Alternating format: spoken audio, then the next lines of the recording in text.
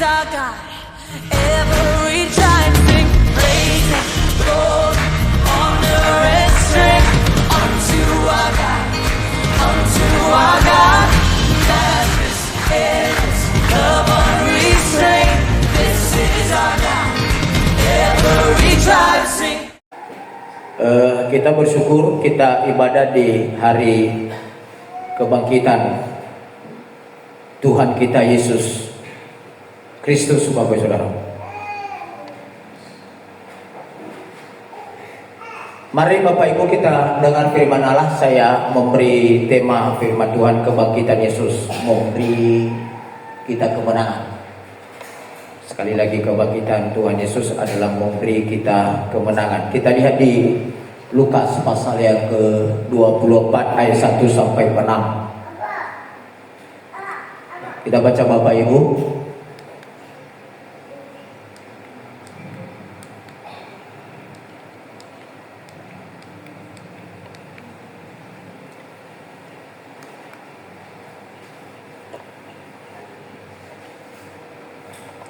Dalam Lukas pasal yang ke-24 ayat 1 sampai ayatnya yang ke-6. Demikian firman Tuhan. Ayat yang pertama. Tetapi pagi benar pada hari pertama minggu itu, mereka pergi ke kubur membawa rempah-rempah yang telah disediakan mereka. 2. Mereka mendapati batu sudah terguling dari kubur itu. Dan setelah masuk, mereka tidak menemukan mayat Tuhan Yesus. Sementara mereka berdiri termangu-mangu karena hal itu, tiba-tiba ada 2 orang berdiri dekat mereka memakai pakaian yang berkilau-kilauan. Mereka sangat ketakutan dan menundukkan kepala. Tetapi kedua orang itu berkata kepada mereka, "Mengapa kamu mencari Dia yang hidup di antara orang mati?" Ayat 6. "Ia tidak ada di sini, Ia telah bangkit. Ingatlah apa yang dikatakannya kepada kamu ketika Ia masih di Galilea." Bapak Ibu Saudara, saya memberikan kembali kepada judul firman Allah adalah kebangkitan Yesus memberikan kita kemenangan. Orang yang menang adalah orang yang bersukacita, Bapak Ibu Saudara. Apalagi kalau lulus, anak kita misalnya perkuliahan, lulus polisi, lulus tentara misalnya, Bapak Saudara, pasti kita senang pasti kita mengadakan syukuran. Anakku sudah menang, lulus misalnya seperti itu. Itu orang yang menang, Bapak Saudara. Orang yang menang adalah orang yang senang, orang yang bersukacita. Orang yang Bapak Ibu Saudara yang dikatakan adalah orang yang bisa dikatakan hidupnya lega. Bisa dikatakan Bapak Saudara adalah keadaannya senang. Tapi kebangkitan Yesus membuktikan Bapak Ibu bahwa memberikan kita kemenangan. Ada beberapa poin Bapak Saudara saya akan berikan bagi kita, Bapak Saudara. Ada beberapa hal yang luar biasa kalau kita perhatikan dalam ayat ini, Bapak Saudara. Dalam ayat ini, pertama, dalam ayatnya yang kedua berkata, mereka mendapati batu sudah terguling dari kubur mereka. Sudah berarti mereka mendapatkan batu sudah terguling. Bapak Saudara, di balik dari mana lah saudara wanot tegal gowes lagu-lagu lewatun ada. Kita melihat yang kedua yang perlu kita perhatikan, Bapak Saudara, bahwa ketika mereka melihat batu itu sudah terguling. Apa itu batu, Bapak Ibu Saudara? Batu adalah yang membentengi kita untuk tidak percaya kepada firman Allah. Batu adalah yang menghalangi kita untuk bertumbuh di dalam iman. Batu adalah yang menghalangi kita untuk tidak beriman kepada Kristus. Tetapi kita memperhatikan batu itu sudah terguling di pintu kubur. Tapi hari ini saya katakan bahwa pintu kubur yang dimaksud di sini adalah pintu hati setiap manusia. Artinya tidak ada lagi batu di pintu hati kita sudah terguling dari pintu hati kita, sehingga di pintu hati kita masuklah yang disebut dengan kebenaran firman Allah. Tunggu saudara, kita melihat saudara percaya bahwa dalam hatimu hari ini Yesus sudah bangkit dan tidak ada lagi batu yang menutupi pintu hatimu yang menghalangi kuasa Tuhan masuk di dalam hati saudara. Hati adalah tempat firman atau kasih Tuhan. Tempat firman. Hati adalah tempat firman adalah kasih Tuhan. Amsal berkata, hai anakku, janganlah engkau melupakan ajaranku, dan biarlah hatimu memelihara perintahku. Berarti tempat firman adalah ada di hati setiap manusia. Seterusnya, karena panjang umur dan lanjut usia serta sejahtera akan ditambahkan kepadamu. Orang yang memelihara firman adalah orang yang lanjut usia serta damai sejahtera akan ada dalam hidupnya. Itu orang yang ayat yang ketiga berkata, janganlah kiranya kasih dan setia meninggalkan engkau. Kalungkanlah itu pada lehermu dan tuliskanlah itu pada roh hatimu. Kenapa harus dikalungkan pada leher? Supaya jangan jatuh Bapak Ibu. Dan biarlah dituliskan itu pada roh hatimu. Miliki hati seperti hati Kristus. Saya memberikan contoh ini, saudara, bahwa yang membawa kita kepada kesejahteraan adalah karena Yesus memiliki hati, rela dia disalib, dan salib inilah yang menjembatani kita dari jurang maut kepada kehidupan yang kekal. Apa seperti itu, saudara? Dan Amsal berkata, janganlah hatimu dengan segala kewaspadaan, karena dari situlah terpancar kehidupan. Baru dalam Lukas berkata, jagalah dirimu supaya hatimu jangan syarat dan pesta pora dan kemabukan serta kepentingan duniawi, dan supaya hari Tuhan jangan dengan tiba-tiba jatuh ke atas dirimu seperti suatu cerah. Jagalah hatimu, karena dari hatilah terpancar kehidupan. Oh saudara. Lalu kita lihat hal yang kedua. Dalam ayat tersebut kita baca Bapak Ibu ayatnya yang ketiga. Dikatakan, dan setelah mereka masuk mereka tidak menemukan mayat Tuhan Yesus. Kalau bahasanya mengira baka balik mata balelah sedra foto Yesus padau. Oh saudara, berbicara soal mayat ini, bahwa saudara adalah mayat adalah berbicara ketidakberdayaan Bapak Ibu. Ketidakberdayaan Bapak Ibu saudara-saudara sekalian, carilah hal yang biasa membangkitkan saudara, membuat saudara maju. Jangan di situ-situ saja, atau majulah bersama Kristus. Jangan gitu-gitu aja, udah susah di situ, tetap mempertahankan Bapak Ibu saudara. Dikatakan di sini bahwa saudara adalah mayat, adalah ketidakberdayaan saudara, lemah Bapak Ibu saudara. Kalau hati kita sudah mulai lemah, kita perhatikan. Kalau hati kita sudah mulai lemah, iblis sudah mulai melihat dan akan masuk dan bekerja di dalam hati manusia. Makanya kalau sudah bekerja di dalam hati manusia, tidak ada lagi orang mendengarkan firman Allah. Tidak ada lagi orang mau datang kepada Tuhan, karena iblis yang akan datang dalam hatinya. Lalu ketiga, yang terakhir Bapak Ibu. Yang terakhir, kita baca ayat 4 dan ayat yang kelima. Sementara mereka berdiri termangu-mangu karena hal itu, tiba-tiba ada dua orang berdiri dekat mereka memakai pakaian yang berkilau-kilauan. Mereka sangat ketakutan dan menundukkan kepala. Tetapi kedua orang itu berkata kepada mereka, mengapa kamu mencari dia yang hidup di antara orang mati? Ayat 6, ia tidak ada di sini, ia telah bangkit. Ingat apa yang dikatakannya kepada kamu ketika ia masih di Galilea. Kita memperhatikan bahwa saudara adalah kita melihat hal yang ketiga ini adalah membangkitkan sebuah semangat. Dia berkata, ayatnya yang keempat berkata bahwa sementara mereka termangu-mangu. Nah, balika dewa adalah fatwa mojico ira pada abu dedera wo angiraga salua ada iane mao mujicio bangaira darua niha suluka ada. Mereka termangu-mangu Bapak saudara. Mereka termangu-mangu. Abu di sipai dedera Bapak saudara. Wo angiraga itu yang disebut dengan termangu-mangu. dan sehingga orang yang berdiri, malaikat Tuhan yang berdiri dekat mereka, dan mereka sangat ketakutan, dan orang yang berdiri itu berkata kepada mereka, kenapa? Ia bangkit, lalu ayat yang 5 berkata bahwa tetapi kedua orang itu berkata kepada mereka, mengapa kamu mencari dia yang hidup di antara orang mati? Maka oleh sebab itu Bapak Saudara, sebenarnya orang mati ini ada satu jurang pemisah antara kita dan orang hidup. Makanya kalau Alkitab terlarang sebenarnya kalau kita mendoakan, kalau kita lagi ada sesuatu, hei malaikat namaku, hei malaikat duaku, hei malaikat kabriku, ay pada daun saya. Sebenarnya agak ngapain kita panggil-panggil mereka? Mereka sudah damai di sana.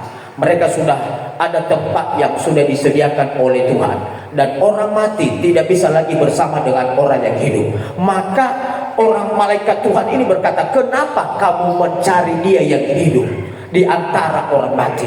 Mengapa kamu mencari dia yang hidup, Bapak Saudara, di antara orang mati? Nah, balik kepada hana bami alui jauri baku kalua cimate. Itu lewat, Bapak Saudara. Lewat itu adalah hanya tempat sementara, dan itulah tempat mayat, itulah tempat orang mati. Tapi mengapa kita harus datang untuk mencari Yesus yang hidup di antara orang mati? Maka kita lihat, Bapak Saudara, ayat 6 berkata bahwa ayat 6, ia tidak ada di sini, ia telah bangkit. Ingatlah apa yang dikatakannya kepada kamu ketika ia masih di Galilea. Artinya, Bapak Saudara, dia sudah hidup. Saya memberikan ini sebenarnya, Bapak Saudara, tapi mungkin tidak bisa tersalur. Mungkin kalau coba dulu diklik, kalau bisa tersalur.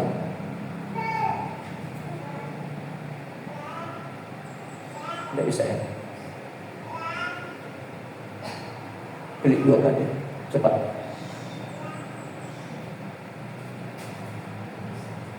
Tidak bisa. Ayo saudara, saya sebenarnya sudah menyediakan ada 2 video, tapi mungkin talinya ini kalau saya tes di laptop di bawah bisa. Talinya ini tidak bisa tersalur untuk video.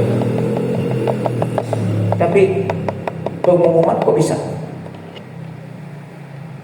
Nah ini Bapak Saudara, saya sebenarnya saya memberikan cuplikan sebuah video yang tidak punya tangan, tidak punya kaki, dan bisa semangat. Lalu ada lagi di bawahnya, Bapak Saudara. Di bawah ini adalah tidak punya tangan, tidak punya kaki, tapi penginjil yang luar biasa. Lahir tidak punya tangan, lahir tidak punya kaki, tapi tetap semangat untuk melayani Tuhan. Maka oleh sebab itu saya akhiri dengan ayat ini, Amsal 17 ayat 22. Hati yang gembira adalah obat yang manjur, tetapi semangat yang patah mengeringkan tulang. Obat yang tidak ada tandingannya, Bapak Ibu Saudara, adalah semangat kita. Heta falalala bangalu dalu, heta falalala bangalu misalnya, Bapak Saudara, ina tulah dehoita. Tetapi kuncinya, Bapak Saudara, adalah semangat.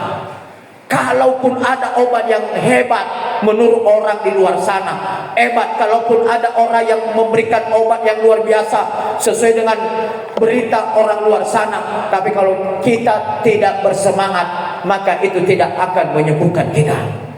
Amsal berkata bahwa hati yang gembira, hati yang semangat, hati yang bersukacita, maka itulah yang membuat kita obat yang manjur. Manjur artinya tidak ada tandingan, Bapak Ibu Saudara. Tetapi semangat yang patah, semangat yang patah mengeringkan tulang, mengeringkan tulang, Bapak Saudara. Semangat yang patah. Maka oleh sebab itu, Bapak Saudara, adalah hari ini adalah kebangkitan Yesus. Kebangkitan Yesus adalah memberikan kita kemenangan, memberikan kita sukacita, dan memberikan kita, Bapak Saudara, semangat untuk tetap melayani Tuhan. Sampai di sini firman Allah kita makin begini, Bapak Saudara. Haleluya.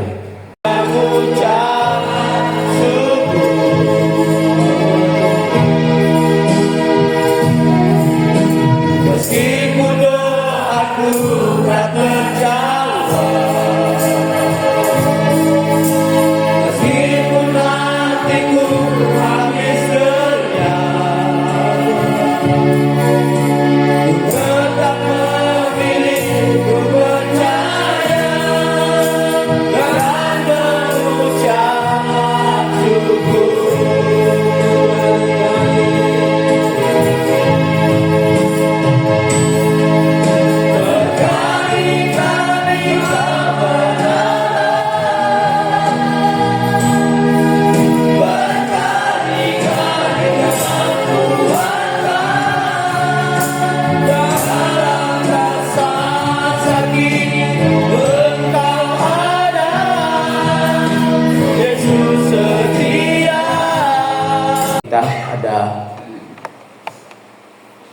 tiga hal yang harus ada dalam hidup manusia, yang tidak boleh tidak ada, harus ada Bapak Saudara. Kita belajar dari pada firman Tuhan Bapak Saudara. Kita lihat dalam Korintus pasal yang ke-13 ayatnya yang ke-13. Demikian firman Allah, saya akan baca bagi kita semua. Demikianlah tinggal ketiga hal ini, yaitu iman, pengharapan, dan kasih. Dan yang paling besar di antaranya ialah kasih. Apa di kota iman yang ada? Bamesi mana? Basile tebule bamati, bafanutuna, bafaumasi. Si telu ada, basemuara, bafaumasi ada. Bapak Ibu yang saudara, kalau bahasa Batak dikatakan walaupun logatnya tidak pas ya Bapak Saudara, tapi dipas-paskan. Demikian asa tolu nado nahot ima haporseon pangkirima dohot haholongon alai haholongon do na umbalga. Bapak Saudara, saya kembali kepada judul firman Tuhan adalah tiga hal yang harus ada di dalam kehidupan manusia, Bapak Saudara. Yang pertama adalah iman.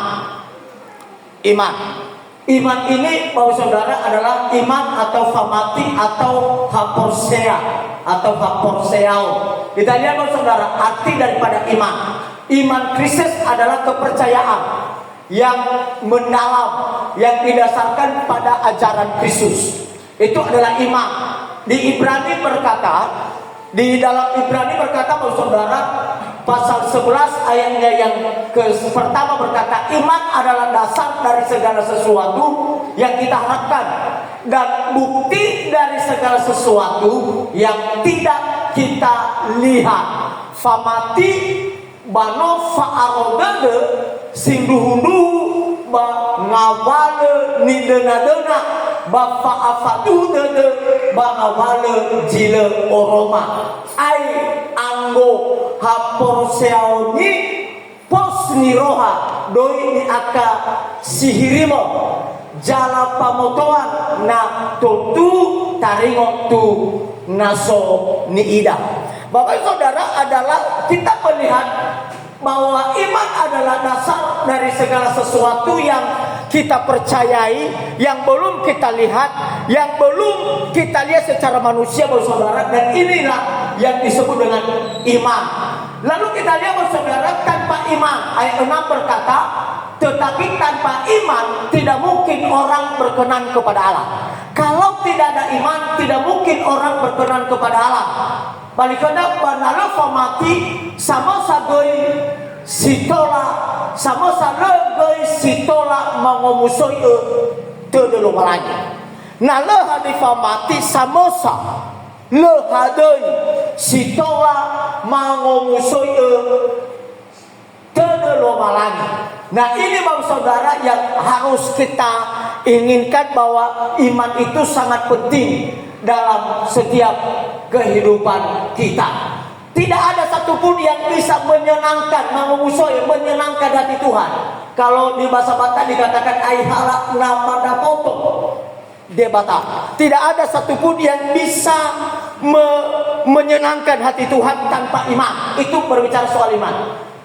Iman tanpa perbuatan adalah mati. Kita lihat Bapak Saudara, Yakobus 2:26, sebab seperti tubuh tanpa roh adalah mati.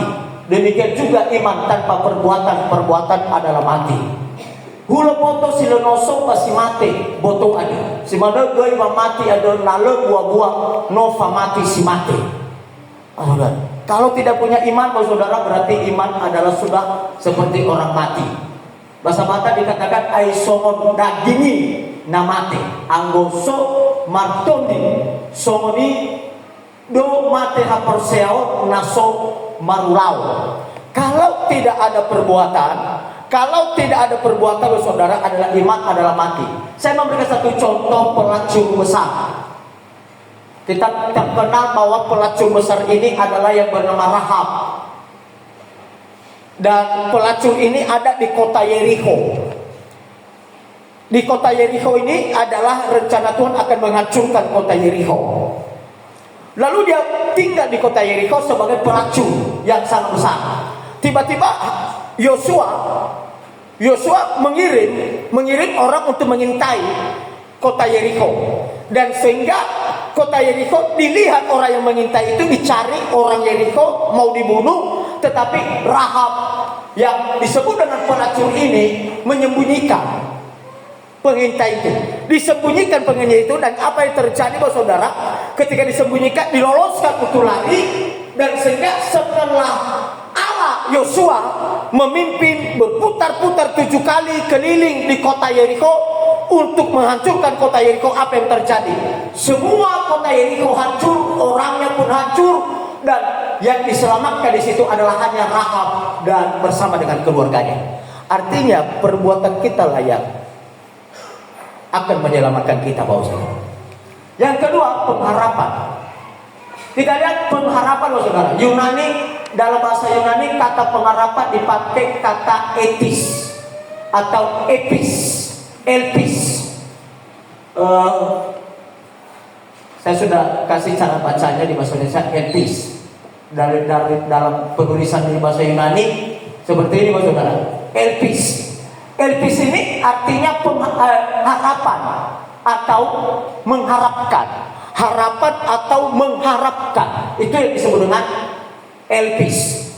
Kita lihat Roma 5:5 berkata, dan pengharapan tidak mengecewakan. Apabila kita menaruh pengharapan kepada Allah, walaupun belum kita lihat, walaupun belum kita lihat apa yang menjadi harapan kita, saudara, tapi tidak akan pernah mengecewakan kita, karena itu adalah pengharapan. Dan pengharapan ini dengan iman hampir mirip, hampir sama. Kita lihat, saudara, hal yang ketiga adalah kasih. Kasih, saudara. Holong, ya. Kalau bahasa Batak pakai holong. Holong itu kalau bahasa Batak diartikan juga cinta. Tapi kalau bahasa Indonesia, cinta dengan kasih berbeda. Ya, kalau bahasa Nias Faumasi, ya. Kalau bahasa Indonesia, bahasa Alkitab pakai kasih. Tapi kalau di bahasa Batak saya cek, arti daripada kasih itu adalah holong. Holong. Kita lihat, saudara, kenapa di antara yang ketiga ini lebih besar kasih? Kita lihat, apa itu kasih? Kasih itu di ayat yang keempat, 1 Korintus 13:13, kasih itu sabar, berarti penyabar. Kasih itu murah hati, mudah sekali timbul belas kasihan, mudah sekali menolong orang. Itu murah hati, Bapak Saudara. Sama dengan orang Samaria ketika dilihat orang yang dirampok, diangkatnya, dikasih di keretanya, dibawa ke penginapan, maka diberikan lagi biaya-biaya penginapan, biaya perawatan dikasih. Itu disebut dengan murah hati. Ia tidak cemburu, tidak cemburu, ia tidak memegahkan diri, dan tidak sombong. Itu adalah kasih, saudara. Lalu di ayat 5 berkata, ia tidak melakukan yang tidak sopan. Kasih ini adalah orang yang sopan, dan tidak mencari keuntungan diri sendiri. Ia tidak pemarah dan tidak menyimpan kesalahan orang lain. Berarti kalau tidak menyimpan kesalahan orang lain, berarti tidak dendam. Tidak dendam. Inilah yang paling penting dalam kehidupan kita. Lalu ayat yang ke-6 berkata, ia tidak bersuka cita karena ketidakadilan, tetapi karena kebenaran. Ia tidak bersuka cita. Ada bahasa umum dikatakan di situ adalah SMS. Ya. Ada dua pengertian itu SMS. Yang pertama, SMS senang melihat orang senang. Lalu dibaliknya, senang melihat orang susah. inilah yang disebut dengan bersuka cita karena ketidakadilan. Kalau dilihat orang miskin, senang dia. Kalau dilihat orang banyak masalah, senang dia. Kalau dilihat orang, Bapak Ibu Saudara, kalau dilihat orang sudah menderita, senang dia. Kalau dilihat orang suami istri bertengkar, suami istri satu sama lain, senang dia. Nah, ini yang disebut dengan SMS. Dan inilah yang dimaksud dengan orang yang dipenuhi dengan kasih adalah tidak senang. Tidak senang ketika orang susah. Justru dia berdoa ketika ada orang ada di dalam kesusahan, Bapak Saudara. Ini yang disebut dengan kasih. Nah, kita lihat Bapak Saudara adalah Kolose pasal 3 ayat 15 berkata, dan di atas semuanya itu kenakanlah kasih sebagai pengikat yang mempersatukan dan yang menyempurnakan. Kenakanlah kasih Tuhan yang mengikat kita dan yang menyempurnakan. Kasih tidak berkesudahan, nubuat akan berakhir, bahasa roh akan berhenti, pengetahuan akan lenyap, tetapi kasih Tuhan tidak akan pernah lenyap dalam setiap kehidupan kita, saudara. Nah, kita lihat 1 Yohanes 4:7 berkata, saudara-saudaraku yang terkasih, marilah kita saling mengasihi, sebab kasih itu berasal dari Allah, dan setiap orang yang mengasihi lahir dari Allah dan mengenal Allah. Kalau kita tidak mengasihi, saudara, maka saudara adalah kita tidak mengenal Allah. Maka kenapa kasih itu lebih besar? Karena kasih adalah mengampuni. Beri satu lagi yang terakhir. Kasih adalah mengampuni. Matius 6 ayat yang ke-14. Karena jikalau kamu mengampuni kesalahan orang, Bapamu yang di sorga akan mengampuni kamu juga. Ayat yang ke-15. Tetapi jikalau kamu tidak mengampuni orang, Bapamu juga tidak akan mengampuni kesalahan. Dan itulah yang disebut dengan kasih, Bapak Saudara. Amin. Haleluya. Hendaklah kita bisa memiliki kasih yang ada dalam setiap kehidupan kita. Dalam setiap kehidupan kita memiliki kasih. Amin. Kasih mengampuni, kasih sabar. Amin. Kasih itu sopan. Kalau disebut dengan kasih sopan, berarti berpakaian pun bagus, berpakaian pun rapi. Amin. Berpakaian pun, Bapak Saudara, kalau boleh pun ada di TikTok yang jual harum-harum, yang harum kali katanya. Saya belum pernah juga, saya lihat di TikTok. Beli harum-harum supaya harum, ya kan? Kalau dicium orang, harum kali, ya kan? Daripada kita lewat sama orang bau apa, Bapak Saudara, bau kerupuk. Lebih baik itu yang disebut dengan Alkitab tadi adalah sopan. Cara ngomong harus sopan, cara duduk, Bapak Saudara, harus sopan. Cara ngomong sama lebih orang tua harus lebih hormat. Cara ngomong kepada yang lebih muda adalah ada perbedaan-perbedaannya, Bapak Saudara. Itulah yang dimaksud dengan kalau hidup kita sudah dipenuhi dengan kasih. Amin. Haleluya.